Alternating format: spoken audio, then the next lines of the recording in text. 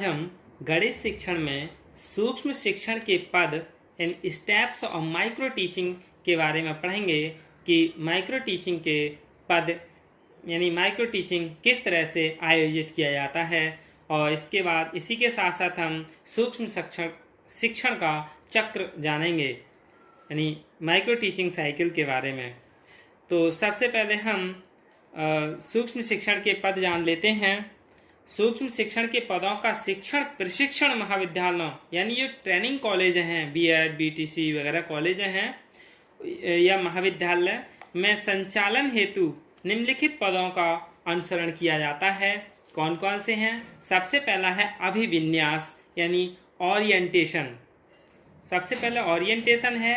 इस पद के अंतर्गत सर्वप्रथम छात्रों को सूक्ष्म शिक्षण इन माइक्रो टीचिंग के समन्वय एवं अर्थ, परिभाषाएं, उसके घटक, विशेषताएं, गुण और दोष आदि की सैद्धांतिक जानकारी और परिचर्चा की जाती हैं। यानी सबसे पहले तो ओरिएंटेशन किया जाता है। फिर उसके बाद शिक्षण कौशलों की चर्चा करते हैं यानी डिस्कशन ऑफ टीचिंग स्किल। इसमें क्या है कि शिक्षण कौशल यानी टीचिंग स्किल्स के संप्रत्य जो है कॉन्सेप्ट हैं उनको स्पष्ट करते हैं। मनोवैज्ञानिक आधार तथा घटकों के विषय में संपूर्ण जानकारी प्रदान की जाती है यानी बच्चों के लिए समस्त जानकारी दे दी जाती है। फिर इसके बाद आदर्श पाठ का प्रस्तुतिकरण किया जाता है यानी प्रेजेंटेशन ऑफ मॉडल लेसन। शिक्षण कौशलों की संपूर्ण जानकारी प्रदान करने के बाद पाठ के प्रस्तुतिकरण के स्वरूप को प्रदर्शित करना चाहिए जिसे मॉडल प्रस्तुत करना कहते हैं। फिर पाठ निरीक्षण एवं समालोचना यानी लेसन ऑब्जर्वेशन एंड क्रिटिकिज्म। आदर्श पाठ का प्रस्तुत करने के बाद छात्राध्यापकों को पाठ निरीक्षण एवं समालोचना की विस्तृत रूप से जानकारी दे दी जाती है। पाठ की समालोचना करने के लिए प्रत्येक छात्र या प्रशिक्षार्थी को प्रत्येक टीचिंग स्किल के लिए अलग अलग ऑब्जर्वेशन शेड्यूल दिए जाते हैं तथा जो पीपल टीचर हैं को निरीक्षण प्रपत्र की संपूर्ण जानकारी भी प्रदान कराई जाती है। उसके बाद सूक्ष्म शिक्षण पाठ्य योजना तैयार यानी उसके बाद फिर माइक्रो टीचिंग स्टार्ट कर दी जाती है। सूक्ष्म शिक्षण पाठ्य योजना तैयार यानी preparation of micro teaching lesson plan.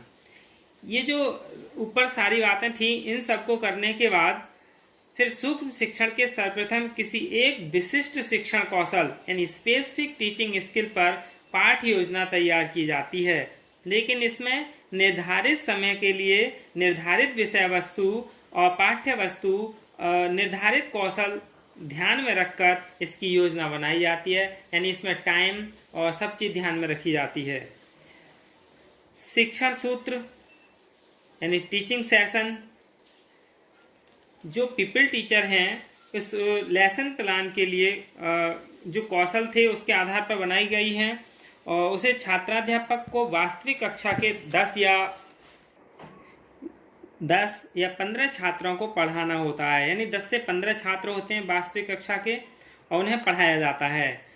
अधिकतर शिक्षक प्रशिक्षण संस्थानों में जो ट्रेनिंग कॉलेज हैं इंस्टीट्यूशन उनमें वीडियो टैप रिकॉर्डर द्वारा टैप किया जाता है और जहां पर उनकी व्यवस्था नहीं होती है वहां पर शिक्षक, प्रशिक्षक अथवा सह प्रशिक्षार्थी पाठ का अवलोकन करते हैं यानी जो ट्रेनर होते हैं वो उसका ऑब्जर्वेशन करते हैं यदि टैप रिकॉर्डर नहीं है तब। निरीक्षण प्रपत्रों पर पाठ के लिए समालोचन संकेत बनाते हैं या करते हैं और बाद में विचार विमर्श करते हैं कि आपने इस टीचिंग में ये कमी की। इसके बाद फिर प्रतिपुष्टि यानी फीडबैक यानी इस पद में शिक्षक द्वारा पीपल टीचर जो क्लास में पढ़ाया था उसकी व्यवहारों की समीक्षा करते हैं और संबंधित जो छात्राध्यापक हैं उसकी गलतियों, त्रुटियों, अच्छाइयों पर सुझाव दिए जाते हैं। इसे ही फीडबैक कहते हैं यानी पृष्ठ पोषण भी कहते हैं, प्रतिपुष्टि भी कहते हैं। फीडबैक को माइक्रो टीचिंग की आत्मा यानी सोल ऑफ माइक्रो टीचिंग माना जाता है। प्रतिपुष्टि के बिना सफलता एवं असफलता का पता नहीं लग पाता है। इस दृष्टि से यह सूक्ष्म शिक्षण का सबसे महत्वपूर्ण पद है फीडबैक। यानी टीचिंग करने के बाद फीडबैक जरूरी होता है कि आपके क्या क्या कमियां थीं और क्या अच्छे से सुधार किया जाए। इसके बाद फिर पुनः सूक्ष्म शिक्षण पाठ्य योजना तैयार करना, यानी preparation of micro teaching lesson plan. यानी इस पद में क्या होता है, जो फीडबैक प्राप्त हुआ था उसके आधार पर छात्राध्यापक सुझाव एवं संकेतों को अपनाते हुए अपने सूक्ष्म शिक्षण पाठ की पुनः योजना तैयार करते हैं। और रीटीच पाठ्य योजना यानी जो लेसन प्लान है उन्हें तैयार करने के लिए 6 मिनट का समय दिया जाता है। इस आधार पर इस पद को पुनः नियोजन सत्र भी कहा जाता है, यानी रीप्लान सेशन। इसके बाद फिर पुनः शिक्षण सत्र या पुनः शिक्षण यानी रीटीच किया जाता है, यानी बच्चा दोबारा पढ़ाता है। इस पद में क्या है, पुनः सूक्ष्म शिक्षण पाठ्य योजना को पुनः पढ़ाया जाता है और इस पद के लिए 6 मिनट का समय दिया जाता है। इस पद में भी शिक्षण सत्र और पद 6 के समान ही पाठ के प्रबंधन एवं पर्यवेक्षण का कार्य किया जाता है। फिर इसके बाद रीफीडबैक यानी जब बढ़ा दिया फिर दोबारा से उसे फीडबैक दिया जाता है। इस पद में पुनः शिक्षण कराते समय जो निरीक्षणकर्ता ऑब्जर्वर होते हैं या उसके साथ ही पीपल टीचर होते हैं, उनकी क्रियाओं प्रतिक्रियाओं को नोट करते चले जाते हैं, लिखते चले जाते हैं, उसकी रिकॉर्डिंग करते हैं, जिससे पाठ समाप्ति के बाद छात्राध्यापक उसकी गलतियों व अच्छाइयों को बता सकें। और फिर इसके बाद यानी इसके हम पद जान लेते हैं क्रमानुसार। सबसे पहले क्या है, प्लानिंग करना है जिसके लिए 6 मिनट का समय दिया होता है। फिर टीचिंग करनी होती है जिसे भी 6 मिनट, फीडबैक इसे भी 6 मिनट और रीप्लान यानी फिर 6 मिनट, रीटीच के लिए 6 मिनट और फिर री फीडबैक के लिए 6 मिनट, यानी 6-6 मिनट करके प्रत्येक स्टेप के लिए 6-6 मिनट का समय दिया जाता है। इसके बाद अब हम सूक्ष्म शिक्षण चक्र के बारे में जान लें। ये जो सूक्ष्म शिक्षण का चक्र है ये NCTE के अनुसार है, यानी cycle of micro teaching. NCERT यानी national council for educational research and training के centre of advanced studies in education यानी CASE और इंदौर विश्वविद्यालय में किए गए प्रयासों के परिणाम स्वरूप सूक्ष्म शिक्षण का भारतीय स्वरूप या चक्र विकसित किया गया। ये भारतीय स्वरूप है और यही अपनाया जाता है। यानी प्लान 6 मिनट का होता है, टीचिंग 6 मिनट की, फिर feedback 6 minute, replan 6 minute, reteach 6 minute और फीडबैक 6 मिनट, यानी कुल समय कितना 36 मिनट होता है। और इस चक्र के लिए 36 मिनट की जगह 35 मिनट भी कर दिया जाता है, यानी 5 मिनट फीडबैक में लिया जाता है, यानी फीडबैक में कम समय लगा दिया जाता है, रीफीडबैक में 5 मिनट, तो कितना हो गया 35 मिनट। भारतीय कक्षाओं में सामान्यतः क्लास का समय 35 मिनट का किया जाता है।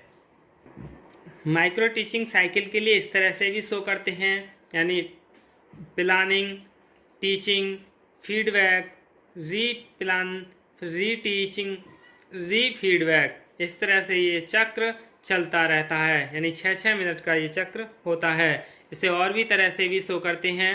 सूक्ष्म शिक्षण के लिए ऐसे भी कर सकते हैं कि प्लानिंग के बाद क्या करता है टीच के बाद फिर क्या होता है फीडबैक के बाद फिर क्या होता है पुनः नियोजन के बाद फिर दोबारा से टीचिंग के बाद फिर पुनः फीडबैक, यानी इस तरह से क्रम ये चलता रहता है।